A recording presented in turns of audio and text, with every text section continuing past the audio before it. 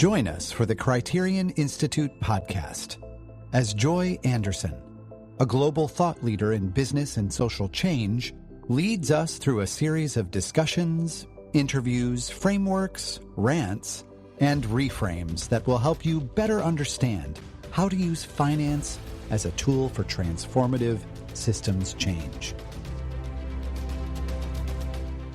I am Joy Anderson, and this is the Criterion Institute Podcast. Today's episode is one of my favorite kinds to do, just a simple reflection on a conversation that I recently had. Actually, it was with my brother, and he and I talk often about AI. I've learned most of what I know about AI from him. But this isn't about the hype around AI and its massive productivity impact or about the devastation that it's creating. It's about how it affects relationships, about how we welcome people into work, who gets to shape the thinking, and who is treated as a guest rather than a tool. I'm trying to get to a deeper question that I actually care a lot about. When AI becomes easier to talk to than other humans, what happens to our practices of grace and hospitality? Who are we really inviting into our work? And where is AI facilitating, quietly leaving a set of people out? This episode explores how do we keep people at the center as guests, as hosts, as co-creators, while treating AI clearly as a tool that can support research, can support analysis, it can support executing tasks, but it can never replace the justice, dignity, and power that only humans need and deserve. Enjoy.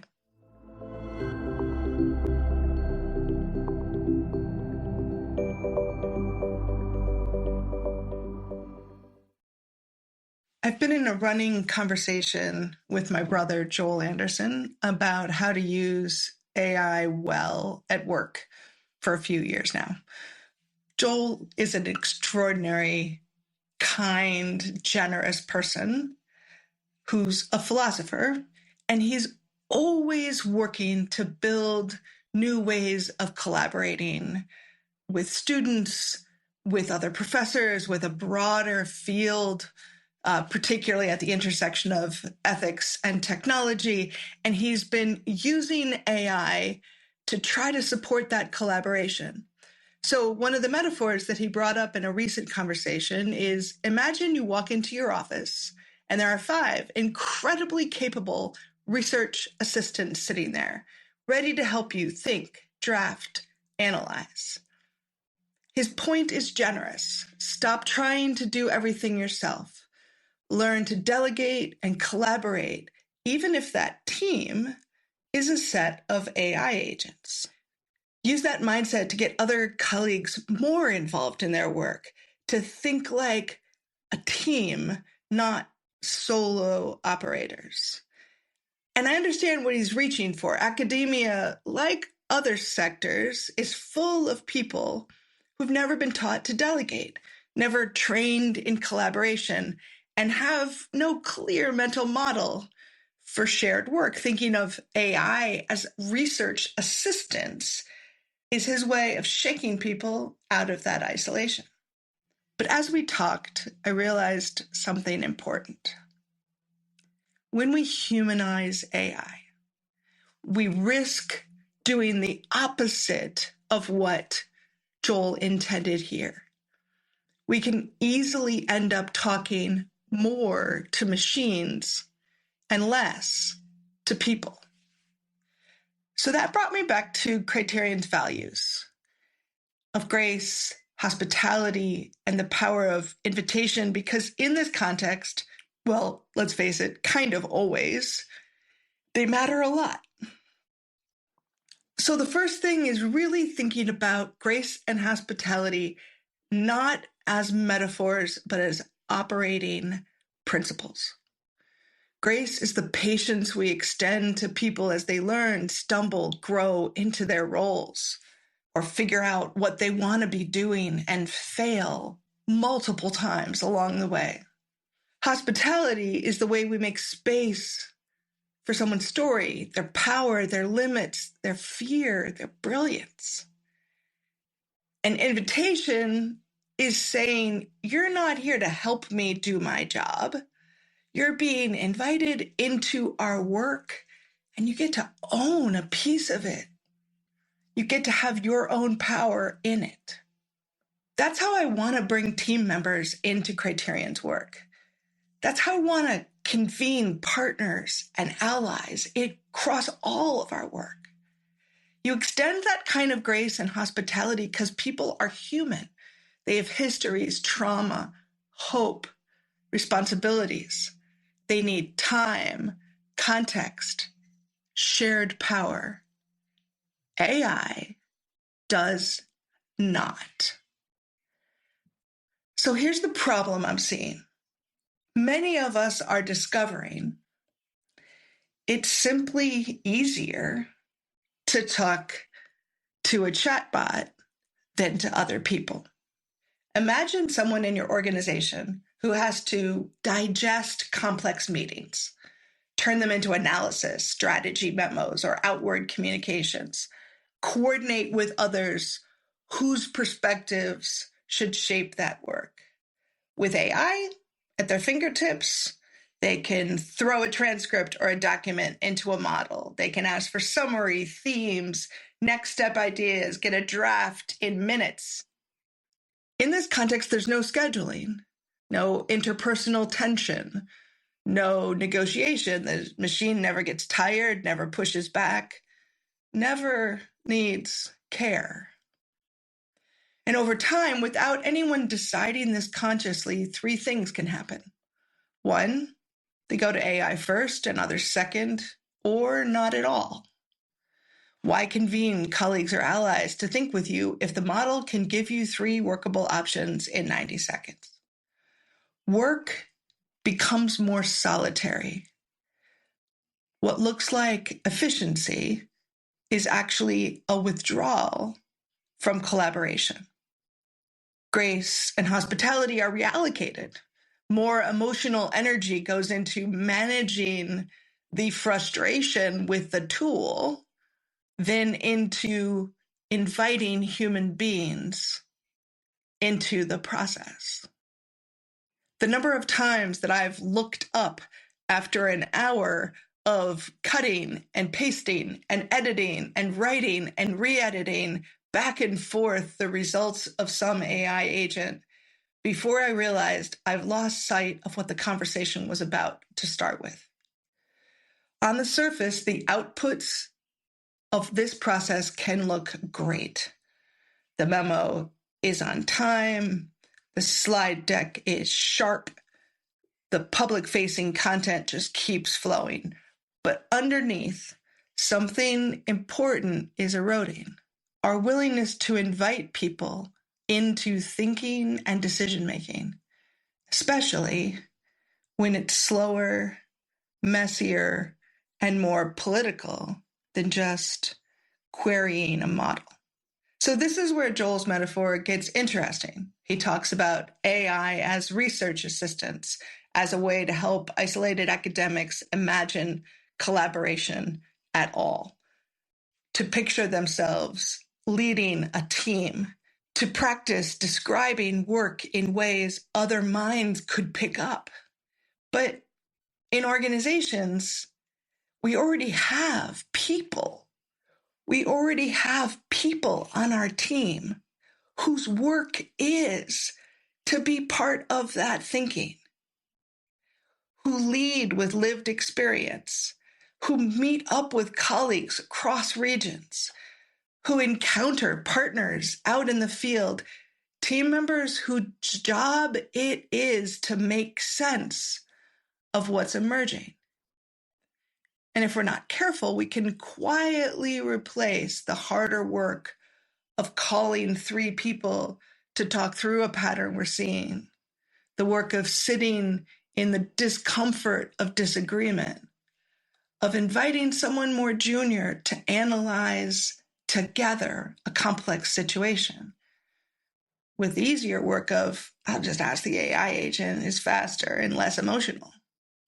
Joel's trying to invite lonely people out of isolation through the metaphor of AI assistants. In a different context, without attention to power and practice, we risk using these same tools to go farther into isolation. So the question I keep coming back to is, who are we inviting into this work? Who are we inviting into the work that we are moving forward? And what are we inviting them to do? When I'm designing a piece of work, saying, making sense of a field, preparing for a funder conversation, trying to shape a narrative that's emerging in a particular field of innovative finance, I can now invite AI to compare different stakeholders' perspectives from past calls, extract themes from a whole whopping set of transcripts, draft 3 different ways of framing the issue and testing them. That's a tool. It's useful. But I need to be very deliberate about also inviting people to interpret what these patterns mean politically, to bring in what the data doesn't show: fear, risk, constraints, and to name what justice looks like in a situation. If I start to notice that I routinely bring AI into the early stages of research and analysis and only show finished products to humans, then I've stopped practicing hospitality. I'm asking people to react, not co-create. I'm asking them to endorse, not to shape. That's not the power of invitation. That's just briefing. So here's where boring tools help. And I do find racy charts, I don't know, there's just something about them that are like fingers on a blackboard for me, but they are useful. So something like a racy chart can quietly reinforce our values without being the whole end-all and be-all solution. So we can ask briefly, who is responsible for the thinking here? Who is accountable for how this analysis or narrative will be used? Who must be consulted because their perspective is central and their permission is essential? Who should be informed, even if they aren't in the weeds, or even if it is just to say thank you? We immediately see AI doesn't show up as a who. It's not responsible. It's not accountable. It can only ever be a tool in the hands of whoever is responsible.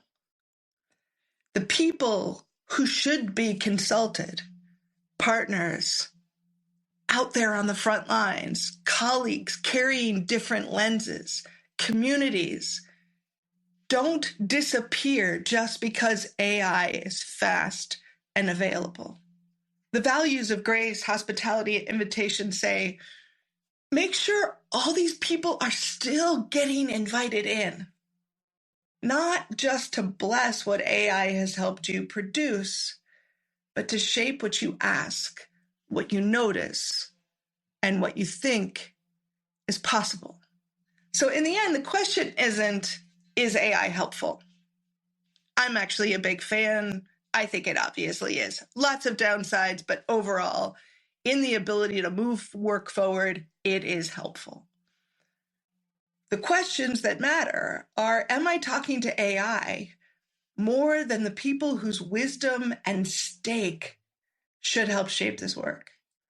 Am I using AI to deepen collaboration, to send quick notes, to draft a bad first draft super quickly reflecting on the conversation? Or am I using it to avoid the friction and vulnerability of working with other humans? Who gets my hospitality? To whom do I extend my grace? Who am I inviting? and who is being quietly replaced by a tool that never argues. If AI can help surface patterns from years of conversations, it can free up time so we can invite more people into the thinking. It can support those who are less confident in research or writing to step into bigger roles. Then it's doing the job of a tool.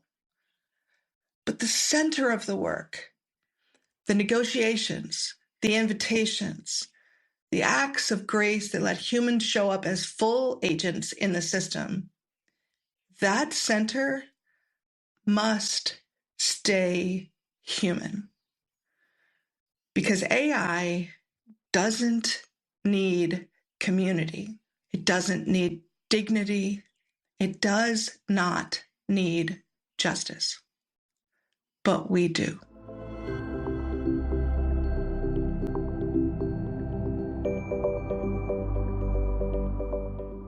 For over 20 years, Criterion has been shaped by the people who showed up, curious, committed, and willing to learn how finance can be used to shift systems and advance gender equality. There's more than one way to work with us, and we've created volunteer opportunities for different types of contributors. One way is through the Criterion Fellowship. The Criterion Fellowship is a structured voluntary program that offers deep learning, access to our tools and frameworks, and the opportunity to contribute to real, meaningful work alongside of our team. The value is real. Learning how systems change actually happens, access to people and ideas shaping the field, and the chance to help more people see finance as a tool that they can use. If you don't know us already, your first step is to start showing up at our events. Our events are interactive learning spaces where you can join in conversations and contribute where your curiosity and capacity align. We believe in porous boundaries. People come closer for a season, step away for a time, and return in new ways. Some want structure and immersion. Others want to engage more informally. All of it matters. We work to expand what is seen as possible for using finance as a tool for social change. We would love to work together with you. If you're drawn to the work, come learn with us. Come contribute. Come be part of the work that matters.